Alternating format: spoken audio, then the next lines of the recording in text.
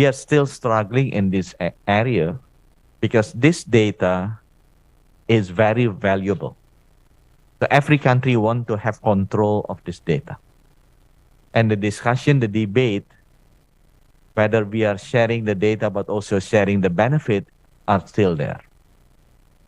Powerful country that have technology would like as open as possible.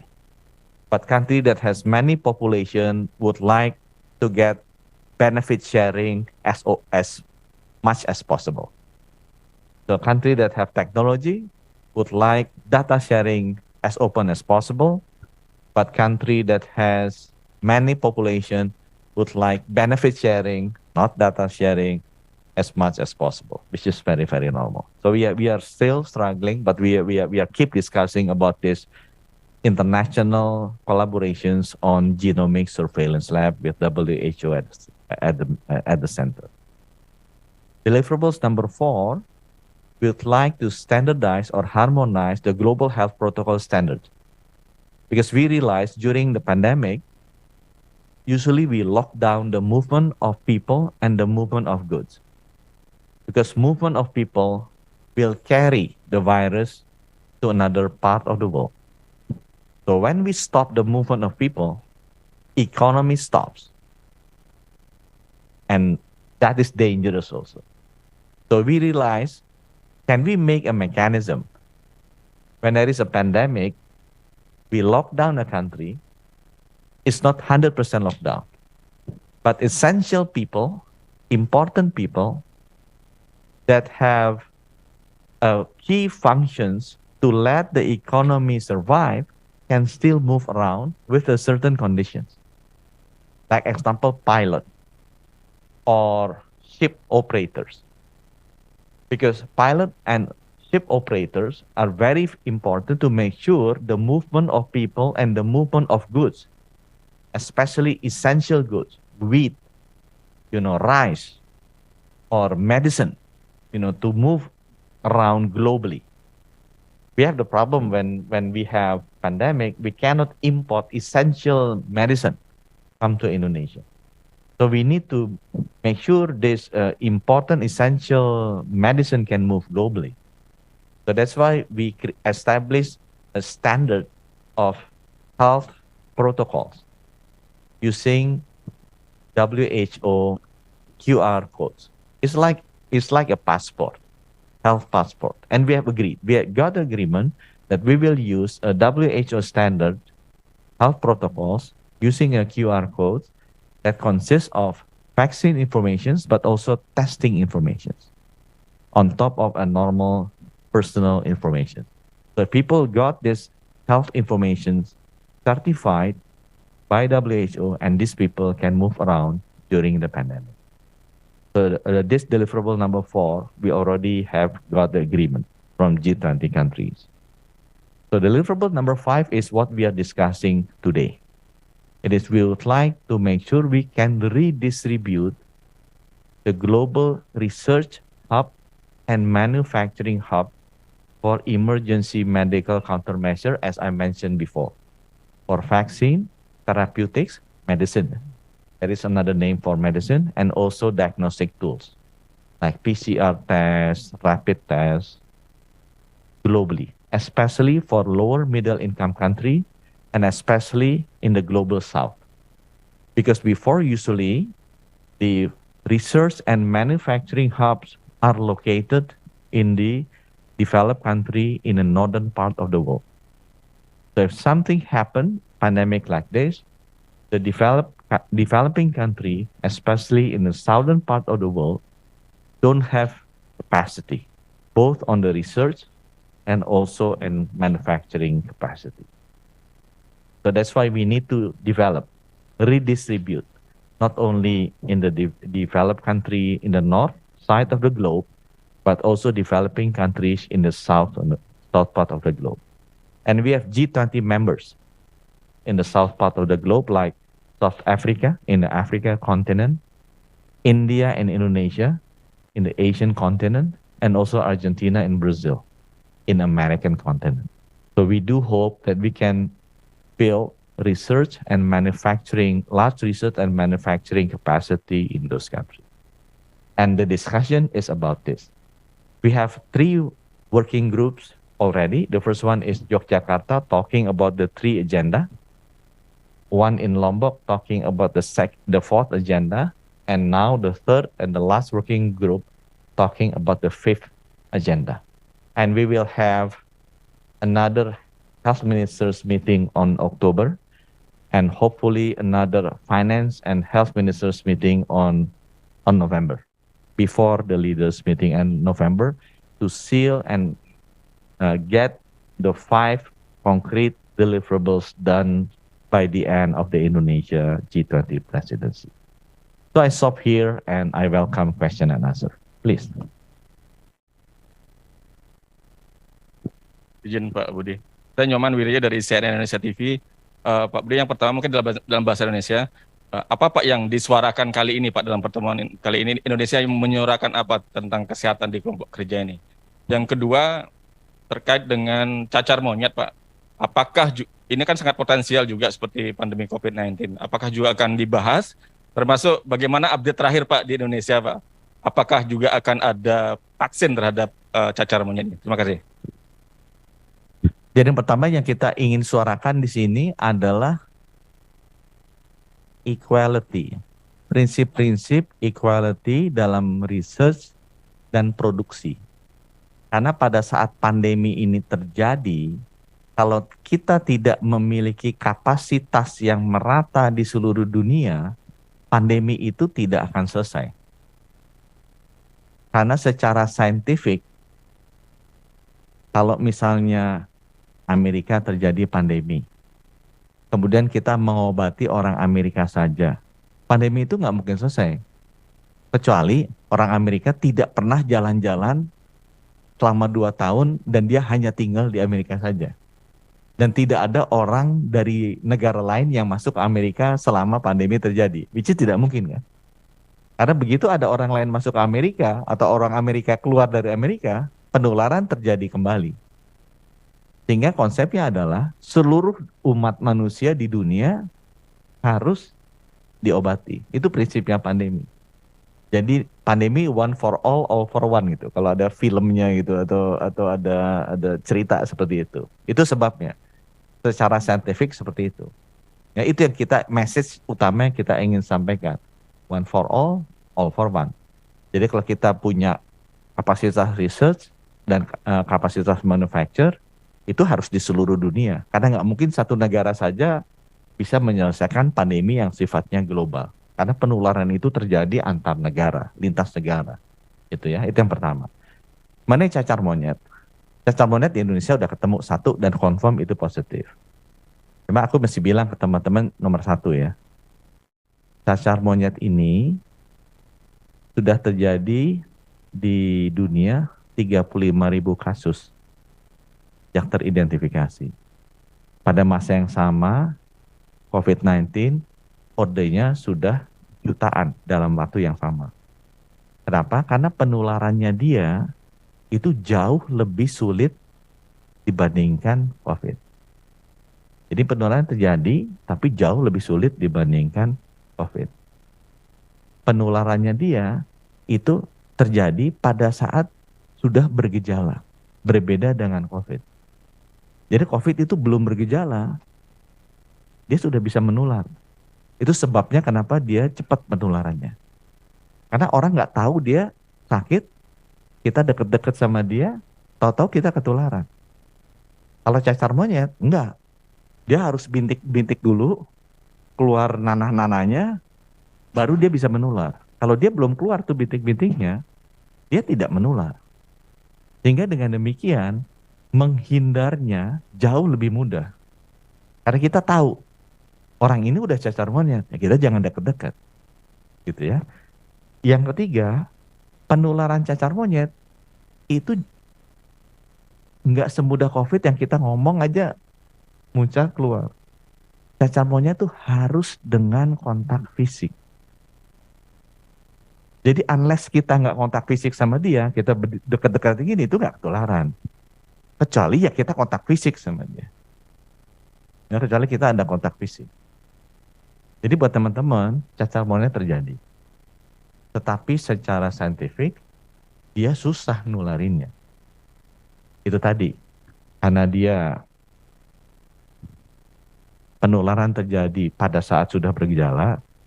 Yang kedua, harus kontak fisik.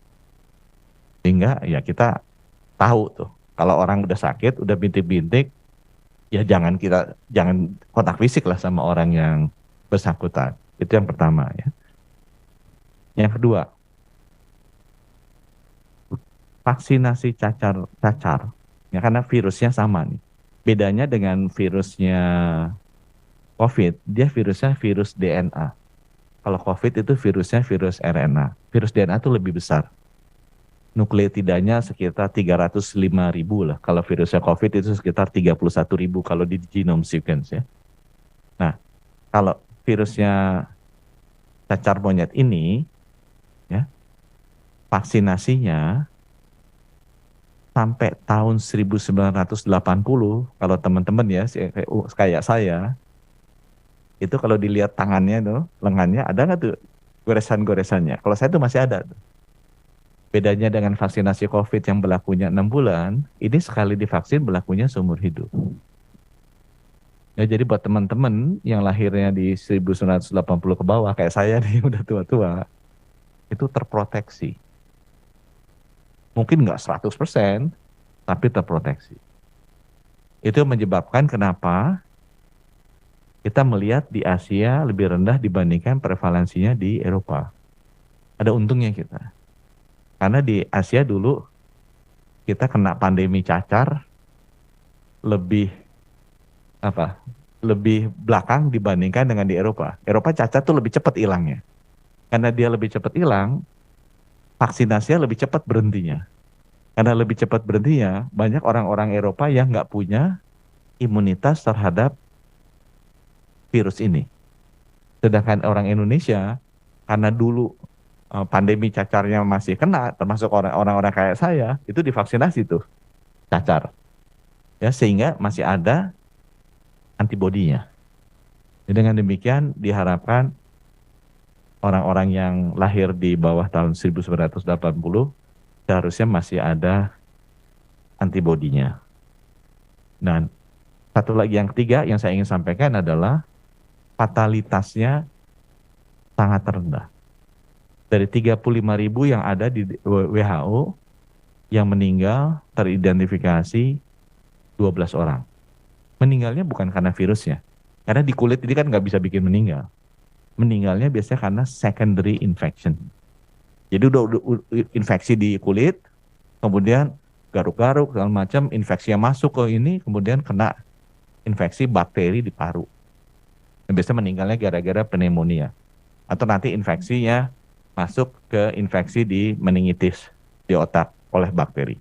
Tapi bukan meninggalnya gara-gara infeksi oleh virusnya di kulit. Jadi buat teman-teman nggak usah terlalu khawatir. Ini sudah terjadi di Indonesia, udah ada satu.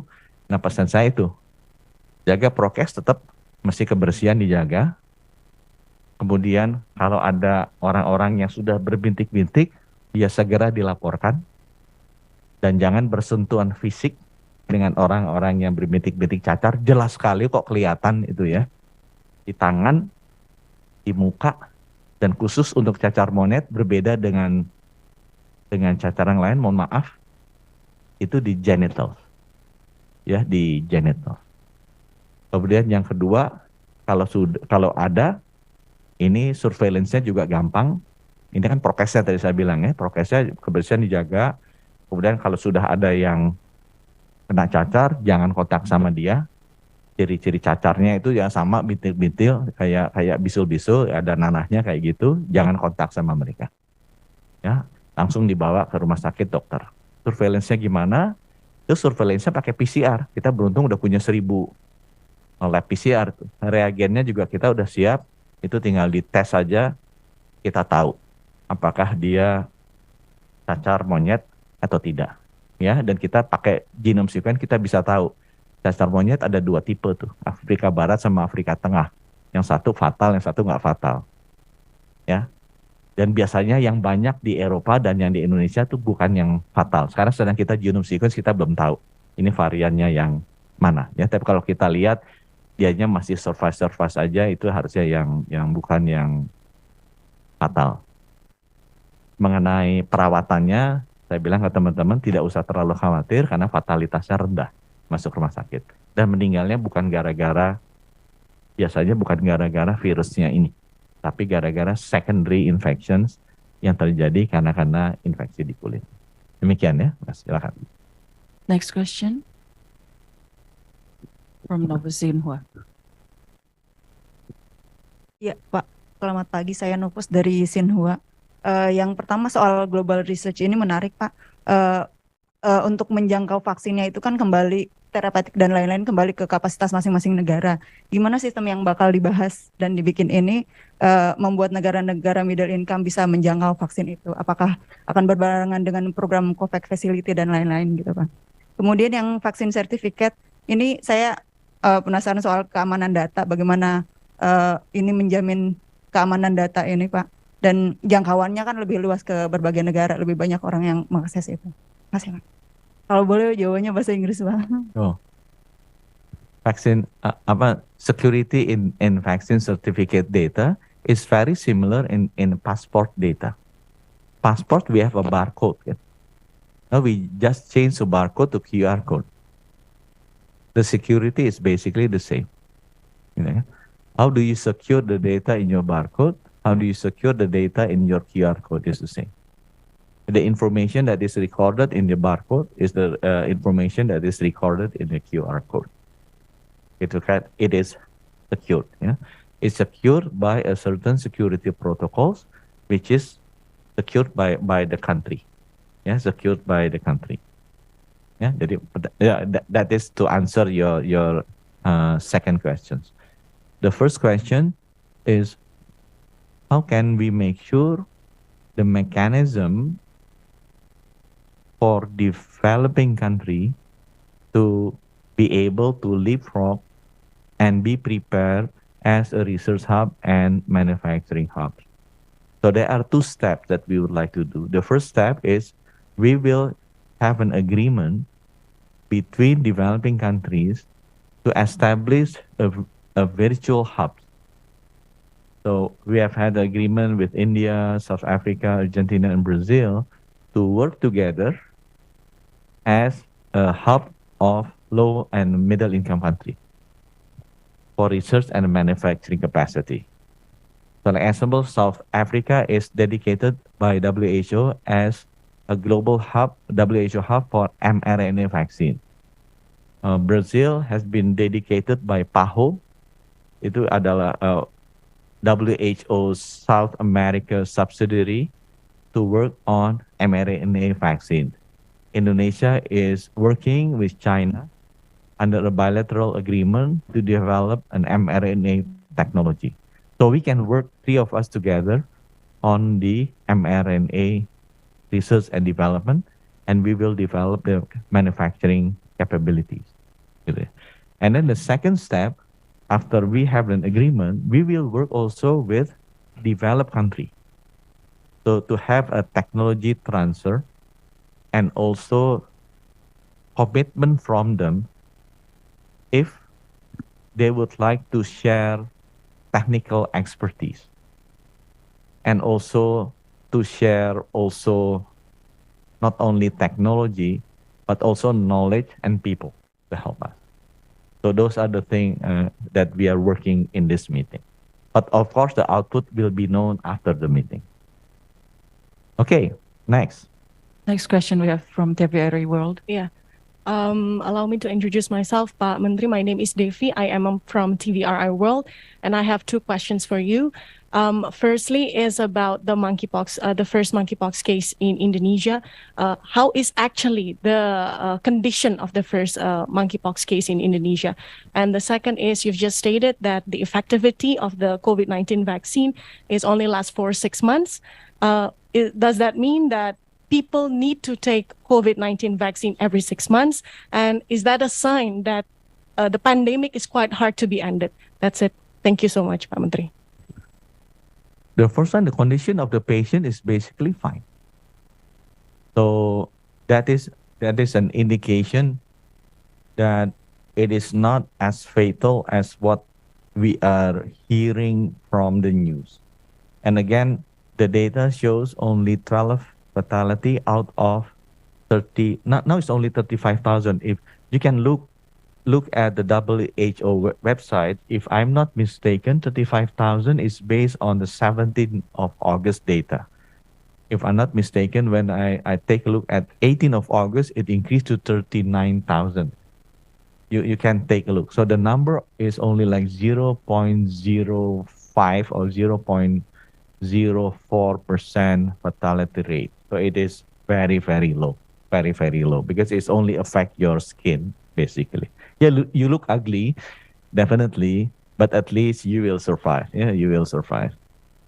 On second, in terms of vaccine, yes, your immunity level will go down, but you still have the cell that remember if this virus coming into your body, that they will create a response. And human immune system is very, very funny, but it really depends on how good your immune system. If you are healthy, if you are not tired, like example, if you have a vitamin D level is high, usually you have a much better immune system than if you are tired, if you are not healthy, and if you are not consuming vitamin D. So some of the people have a better immune response to another people. So whether you have to take another shots, actually is depends on your conditions. Depends on your condition. It is right that the level of the antibodies will go down after 6 months. But when the virus came into your body, the response of your existing immune system varies between people. Some of the people with a very low level of existing antibodies can jump very, very high when the virus coming in. Some of another people will only have a very slow response. It really depends on your basic conditions. Yeah. So my advice: keep healthy, yeah, and don't be too tired, especially when you are a journalist. Okay, Minister, there's one last question. Who is joining us virtually from Wahyudi from Straits Times. Minister, what are the contentious issues so far regarding global manufacturing and research hubs? For research hubs, so far, which countries tend to accommodate? And is there any early response from drug manufacturers and research institutes from these good initiatives? It's not contentious. I think it's very common that we need to open the discussion between private sector and public sector. As you might aware, that all the vaccine were produced by private sector. You know, Pfizer, Moderna, AstraZeneca are all private sector. There are no government-produced vaccine so far. However, the public perceptions that private sector benefit by producing and selling these vaccines globally. So the complaint coming from the private sector is basically, we are helping humanity, but we got blamed by humanity. So that is the discussions for the last 3 months. So what we need to improve is how we communicate better between the private sector and the public sector.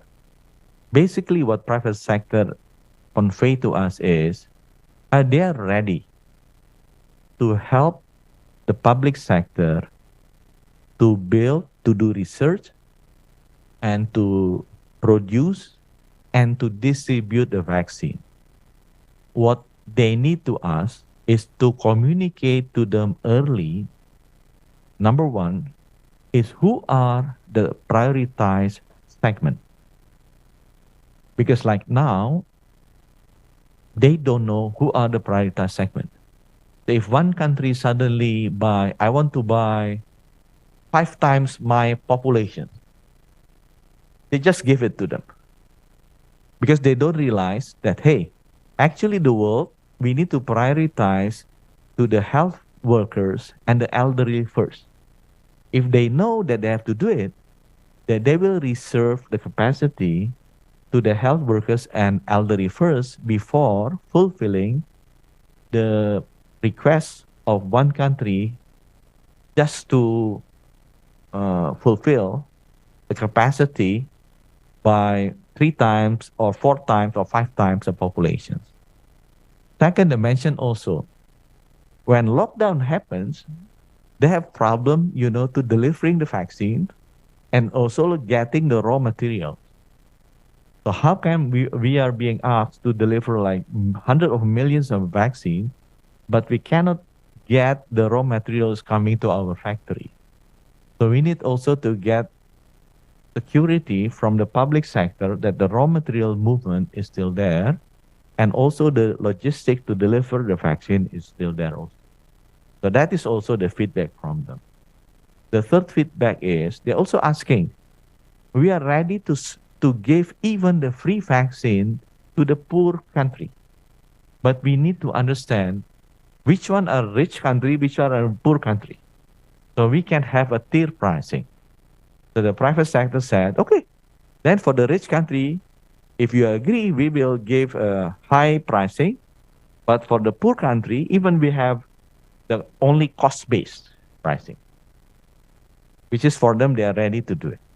So that's why we also have a private sector or a representative from the industry to come into this meeting to have that discussions.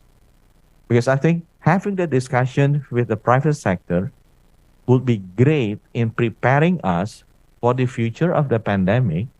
Because the fact is, the vaccine, the medicine or therapeutics and diagnostic are produced by private sector. And engaging them early, communicating with them early is a much better strategy rather than blaming to each other. So that is basically the whatever I didn't say it's contentious, but the debate that we have at the global level. Okay, thank you so much, Your Excellency, for your time. This concludes our press conference for today. Apologies to those who didn't make it to the questions due to the limited time. With that, to all the members of the media and the press, thank you so much for joining us. Hope you'll have a wonderful day here in Bali and see you next time.